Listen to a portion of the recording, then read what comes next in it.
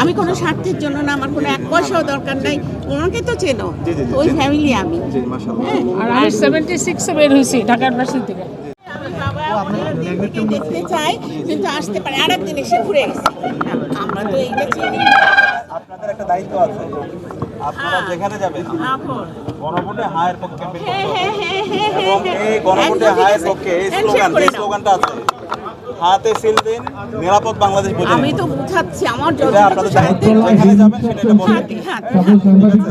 হান্নান সাহেবের বোন, ছোট বোন শাহ আব্দুল হান্নান। তুমি সেদিন যে বলছো হান্নান সাহেবের কথা, ওই ইউটিউবটা আমরা দেখছি। হ্যাঁ, দেখলে আমাদের শাহ আব্দুল হান্নান চাচাদের মতো লোক দরকার, এরকম আমলা দরকার। আরেকটু আমি অত বড় আমলা হইনি, আমি দেখছি। আর তোমার হলো তুমি হলো হান্নান সাহেবের আরেকটু বলবা, হান্নান সাহেব সম্পর্কে মানুষের জানা দরকার আছে। আমি তোমাকে বই দিয়ে যাবো। ইনশাআল্লাহ ওনার যে বই আমার কাল আমার চিন্তা। হ্যাঁ, তোমার ইলেকশনের পর আমি আসবো। আমি কোনো স্বার্থের জন্য না, আমার কোনো এক পয়সাও দরকার নাই। ওনাকে তো চেনো, ওই ফ্যামিলি আমি। আর আমি 76 বের হয়েছি ঢাকা ইউনিভার্সিটি থেকে। আচ্ছা বাবা, সময় নষ্ট করলাম রে।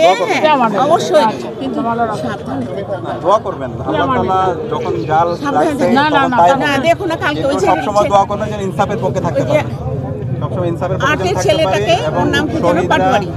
শহীদরা আমাদের উপর যে আমানত রেখে গেছে, সেই আমানতের জন্য যত হক আদায় করতে পারি।